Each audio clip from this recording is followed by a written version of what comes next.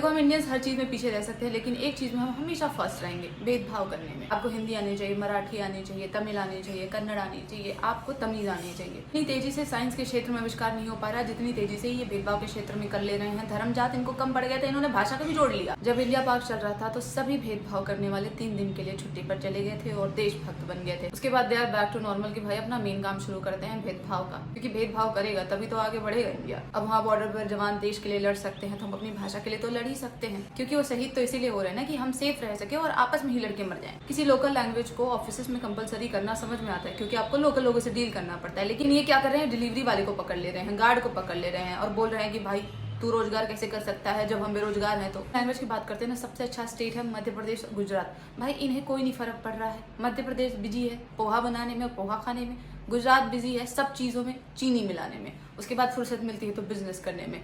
तुम भी कुछ अपना पैशन ढूंढ लो ऐसा। और दोगलापन देखो तुम इन लोगों का, ये कह रहे हैं कि लोकल लैंग्वेज में बात करो और अपने बच्चों को उन स्कूलों में भेजते हैं जहाँ पे लोकल लैंग्वेज और हिंदी बोलने में फाइन लगता है। और इन सब फालतू चीजों पे सबसे ज्यादा लड़ता कौन है? एक नेता ना पाड़ी आदमी, क्योंकि उसका तो काम ही यही है।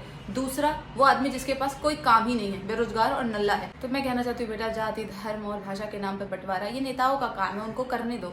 तुम गरीब हो, तुम उस पर फोकस करो। और यार जिनके साथ भेदभाव हो रहा है ना, तुम भी ज्यादा ओवर रिएक्ट मत करो। किसी के स्टेट में तुम जा करके फ्री में रह रहे हो, फ्री में खा रहे हो, रेंट थोड़ी ना देते हो और खाने के पैसे थोड़ी ना देते हो, तो सीख लो उनकी भाषा। कि वहाँ की भाषा बोलने से ही तो स्टेट का रेवेन्यू बनता है, काम करने से थोड़ी बनता है। तो क्या है ना, जो लड़ते हैं ना उनको तुम समझने की कोशिश करो। हो सकता है इंसान परेशान हो, कई बार इंसान जब परेशान होता है तो दूसरे को परेशान करता है, फालतू फालतू बातों पे लड़ता है। पूछ लो एक बार कि कोई दिक्कत है भैया, बीवी मारती है आपको घर पर, और तुम ही सोचो ना बेचारे कभी स्टेट से बाहर निकले नहीं है तो इन्हें कैसे पता होगा कि देश नाम की चीज है और उनका स्टेट भी इसी देश में आता है, भारत में, अमेरिका में नहीं।